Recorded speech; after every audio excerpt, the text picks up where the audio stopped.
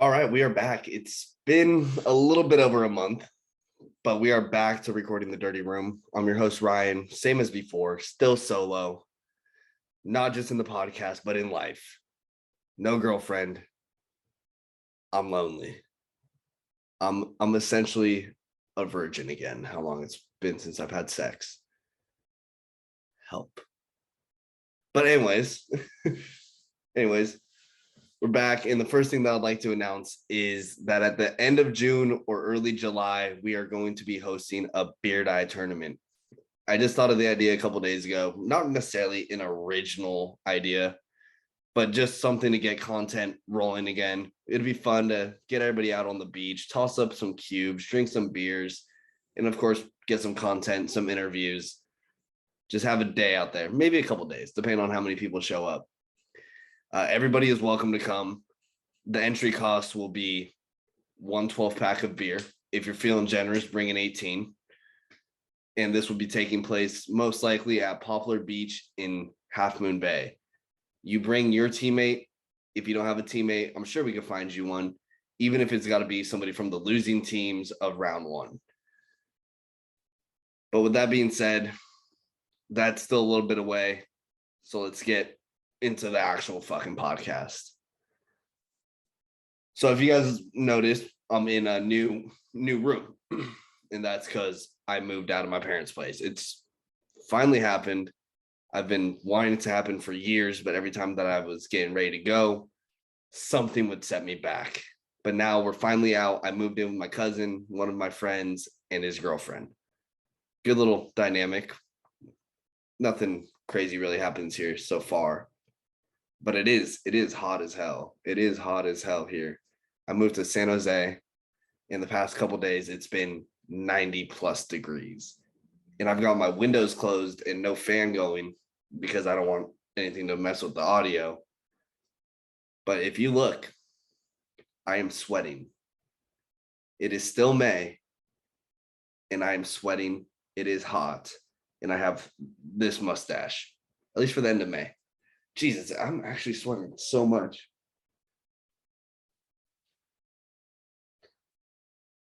It's actually kind of ridiculous how hot it is. But I don't want to get sidetracked too soon. I just moved to San Jose. So far, I like it. It's been up and down. The price isn't too bad, especially for living in the downtown area. Went out to a couple bars, a couple clubs already. Had a good time. Met some people. It's cool. It's cool. It's out here. Still trying to find a co-host or somebody just to come on here and there, just to talk with me, because it's a little difficult filling all this time just solo. But like I said, it's been up and down. The ups have been good. But then the other day, my fucking catalytic converter got stolen off my car. And for those of you that don't know what a catalytic converter is, it's a little metal thing underneath the car that basically filters the gas. And when that's taken, the car gets loud. So I'm driving a Toyota Camry. I turn it on, and all of a sudden it's just going, and it's a fucking Camry. It's not supposed to do that. Camrys are supposed to be quiet. So besides the catalytic converter getting stolen, and then finding out the rough way that I'm not allowed to park in front of my apartment buildings between Monday nights and Tuesday mornings because the street cleaners come by between 1 to 6 a.m. Found that out the hard way. And then one more up around about the neighborhood that I moved into is that there's a Walmart nearby. There's a Walmart. I never knew how cheap Walmarts were until I moved here. I literally called my mom like a day or two after I moved out here and said, why have you never taken me to a Walmart? You've been depriving me of Walmart my entire life. And she said there was none around. And I asked her to apologize, and she said no, which really doesn't surprise me. But the week after I started moving in, I also went to Las Vegas with one of my friends for his birthday. There was supposed to be a group of us initially, but a couple of them bailed last second because they couldn't get flights or didn't want to take a long ass bus ride.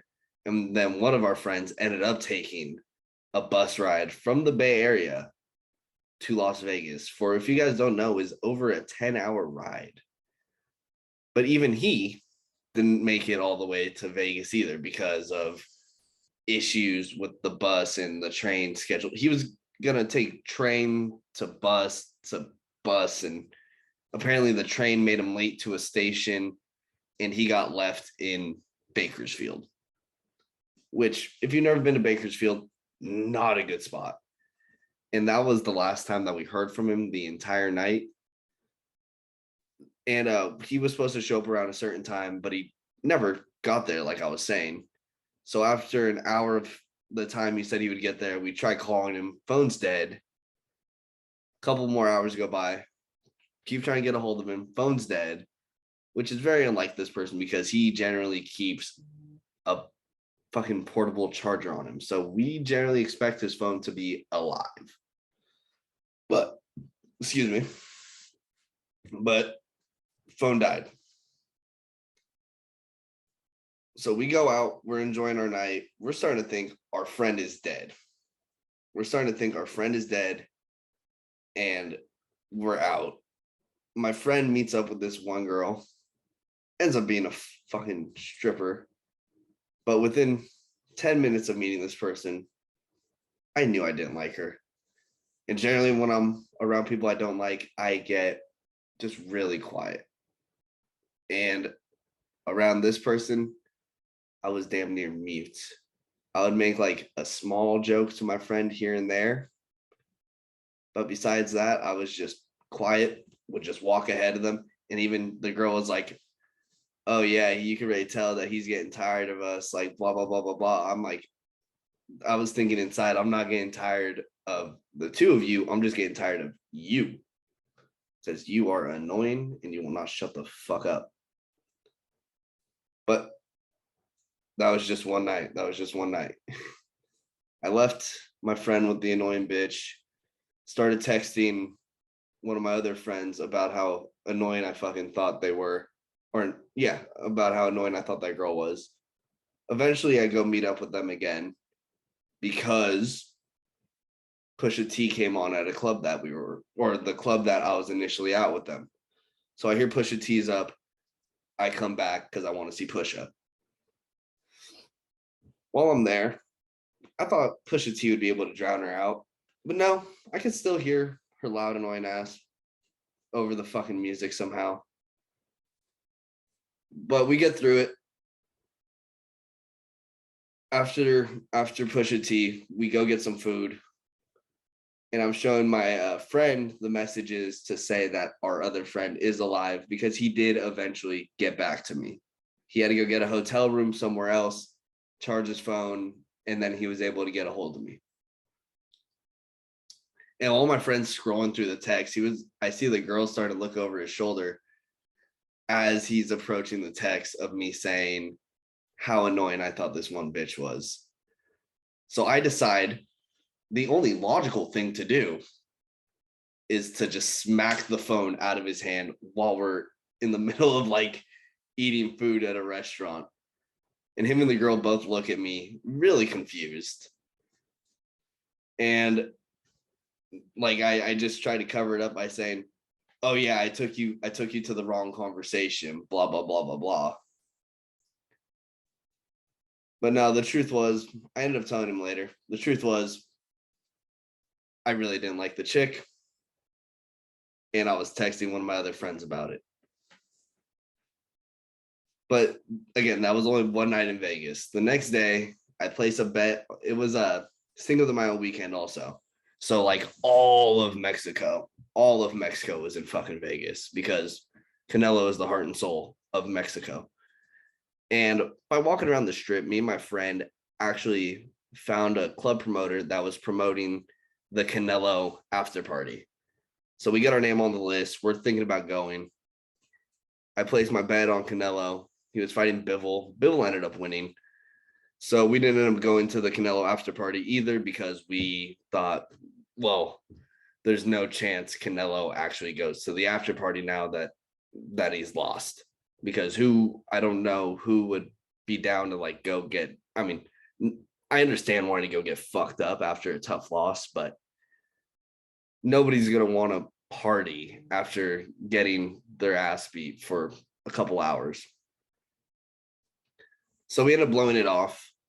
We're thinking about hitting another club. We got our name on a couple of lists, and then I accidentally swipe on Snapchat Maps at one point, see that a couple of my friends that I met out in Colorado a while back were in Vegas. So I hit them up. They're out there for a bachelorette party.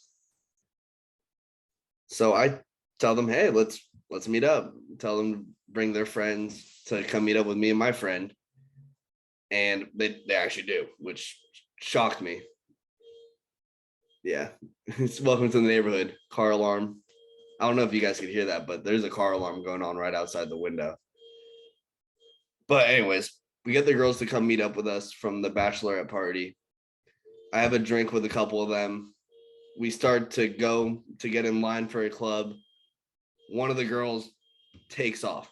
Not sure what happened. Me and my friend were like, yo, she looked really distraught, blah, blah, blah, blah, blah. We get inside. We like ask like what was up with her. The girls say they don't really know.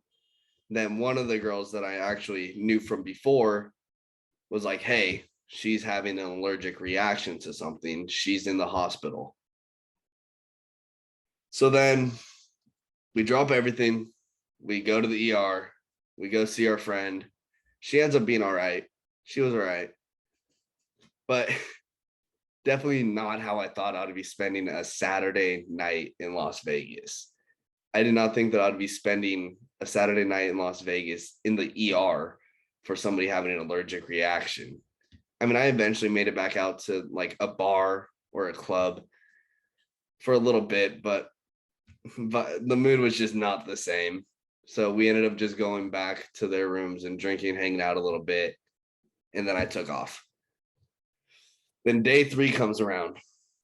I was having a good time out in Vegas. Good job gambling. Not really with sports. I didn't hit a single thing all fucking weekend, but roulette, blackjack, craps, I was doing well.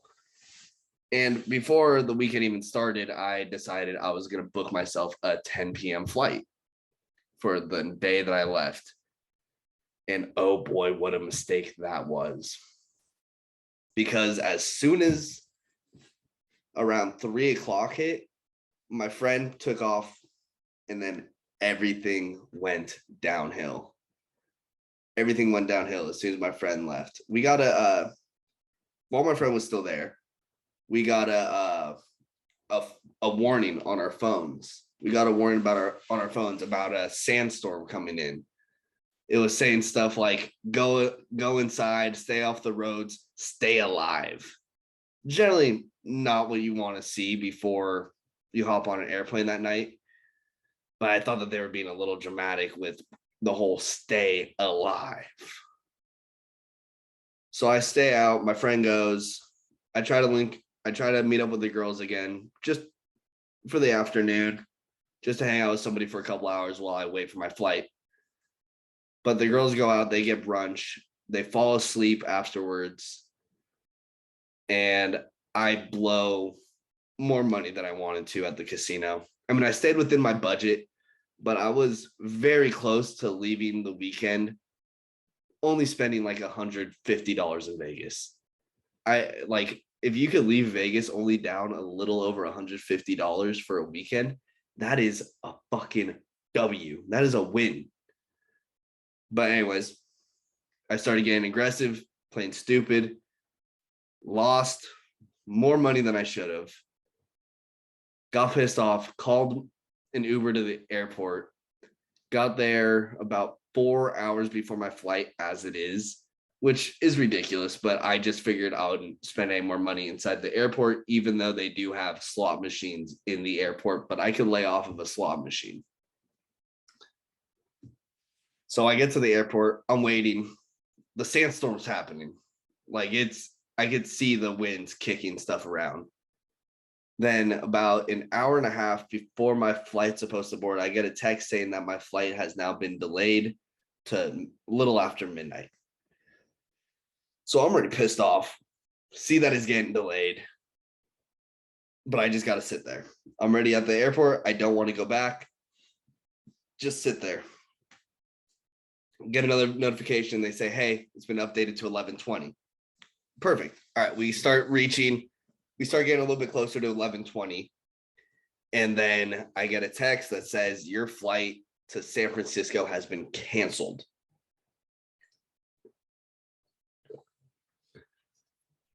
And at that point, so much stuff had just gone wrong throughout the day that I couldn't even be mad necessarily. I just started laughing, almost delusionally laughing, because it's just, of course, what else could go wrong today?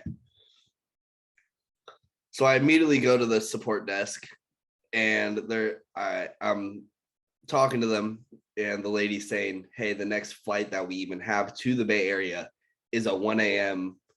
to San Jose. I said, all right, perfect. I'll take that. Even though my car was a little bit closer to San Francisco, I don't care. I live in San Jose. I could just call an Uber to my apartment, sleep there, go get my car in the morning.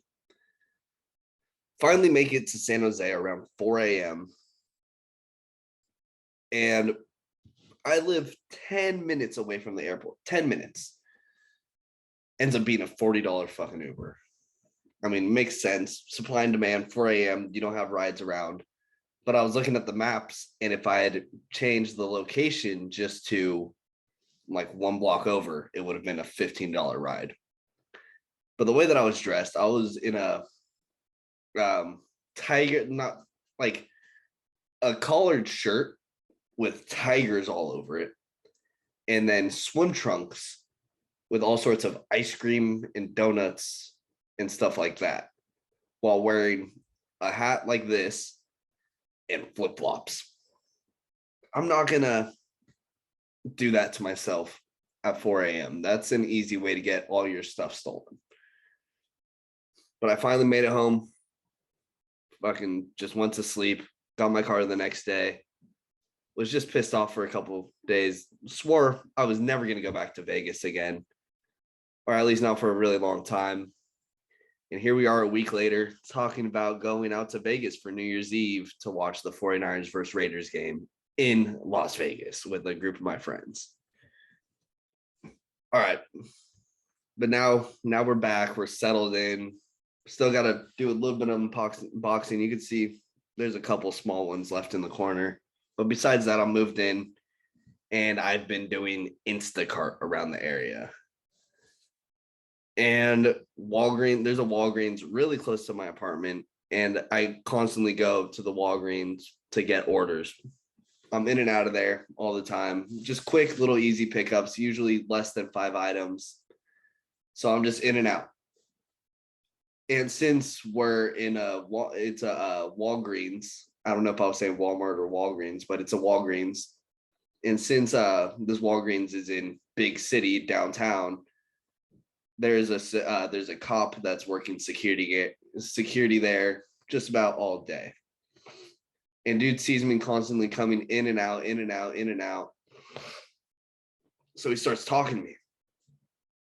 And guys actually putting me on.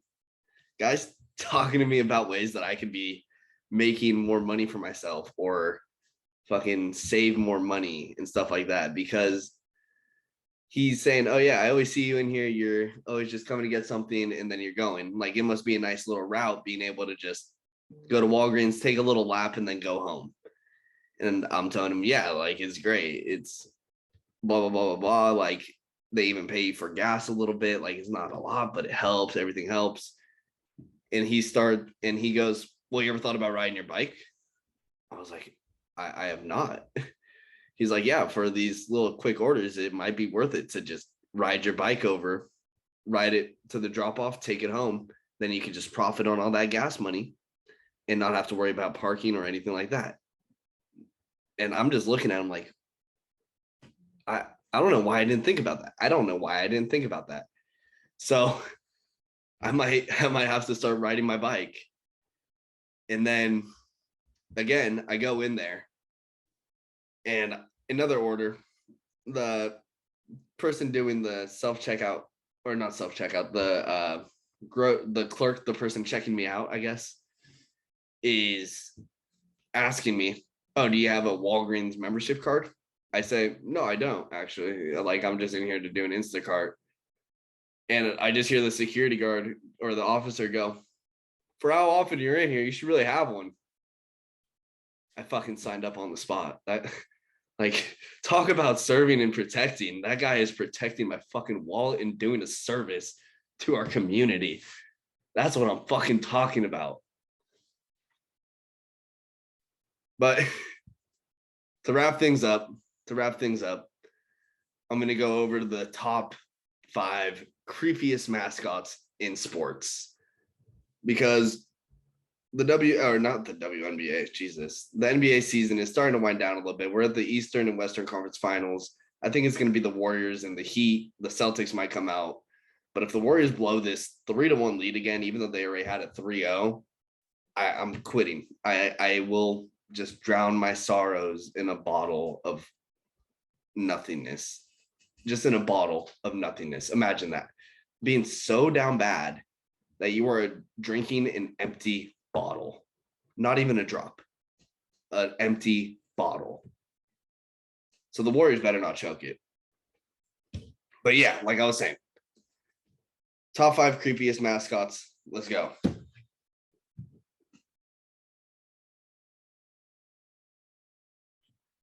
All right, coming in at number 5, we have, what was your name? Wichita State's Wooshock. And if you guys have never seen this guy before, I'm looking at him right now. He looks like a Frankenstein gone wrong without the corks, if he were going to be in The Simpsons. And he just looks pissed off, like he's really plotting something or trying to be menacing. But he's still wearing the WSU jacket, trying to show the school spirit while creeping everybody out. And he's definitely the type of monster that he's a little too big to be under your bed, but you might want to check your closet for him at night, because you never know when the Wooshocks can be just around the corner. All right, number 4, we have Go the Gorilla, the Phoenix Suns mascot. If you guys look at this guy, it's just a dude in a gorilla suit. Like, I mean, you can't see the guy, but you see a gorilla suit, and then the guy has the t-shirt on, of course, and he's just trying to pump up the crowd. But when I see this, I think about like the gorilla from that one episode of SpongeBob where he ripped him in half. Imagine being a kid just watching that episode of SpongeBob, and then you go to a Phoenix Suns game and your parents say, "Hey, go take a picture with this guy." I would look them right in the eyes and say, "No, you go take a picture with him. He looks like he's about to take me off into the jungle and rip me a new one."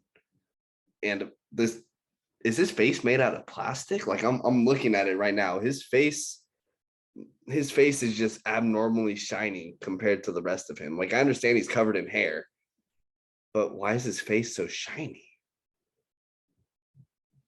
All right. Anyways, coming in at number 3, we have Gritty, the Philadelphia Flyers mascot. And if you guys haven't seen him, I don't even know what. It's I'll put him somewhere over here. But he is literally just a ball of hair with some crazy eyes, an open mouth, a tongue sticking out, a hockey helmet, and a hockey jersey. And he just goes around and gets in your face. That's the best way that I could say it. Gritty's just there. He is what you think about when you have nightmares. Like, if you were to describe, like, if you were to have a nightmare after watching the Muppets, Gritty would be in your nightmare. That's probably the best way to say it. Gritty would be in your nightmare if you watched Sesame Street and somehow got scared. Number 2, we got Purdue Pete, coming out of Purdue University. This guy, I mean, there's nothing like abnormally weird about him. He just seems to be a dude that works in a coal mine his face is abnormally big with some uncomfortable eyes that will pierce your soul. And is that a little goatee or is that I can't tell if they're trying to give him a goatee or if that's just like some extra plastic. Or are they giving him a double chin? Are they trying to have are they trying to approach like body issues like, hey, it's okay for our mascots to have a double chin? But yeah, again, thinking of it as a kid or even the parent of a kid, you're going to take your kid to a Purdue football game or basketball game, see the mascot, tell them to go, hey, go take a picture with them. They're probably going to say no. But again, as a parent, would you just like, if it wasn't at a game, would you have your kid go stand next to somebody that's a minor, just pickaxe over their arm, dude just worked a solid 6 a.m. to 3 p.m. shift. All he wants to do is go home and he smells like shit, dirty, and you're telling your kid, go take a picture next to that one. No, not going to happen. And then number one, there's an obvious choice. It's King Baby. Yeah, but there's a clear choice for number one, and it is King Baby of the New Orleans Pelicans. Guy, I mean, whoever came up with this idea, I don't know why it says again. Like their bird mascot was creepy as hell. I'll admit it. But this baby, why would you ever like who would approve of this? Who would approve of this fucking baby walking around? Like this will actually give me nightmares just on its own. He doesn't even need to be within me. I have King Baby scarred into my fucking brain from here on out. Like anytime that I hear baby or king, I'm gonna think King Baby. If I hear them both together, I might start crying. Might need to call my therapist after this, after looking at King Baby for so long. All right, but that will do it for the first episode back in a long time of the Dirty Room. I think this one ran a little bit longer. Definitely should have. But like I was saying at the beginning of the episode, we're going to be doing a beard eye tournament at the end of June or early July. Let me know if you guys are interested. Comment or hit me up at our Instagram or TikTok at the DB Network. Put it over here somewhere. And make sure you like, subscribe, follow. More information to come on the tournament. I'll be back next week. Till then, later. And try to stay cool. It's fucking hot as shit here.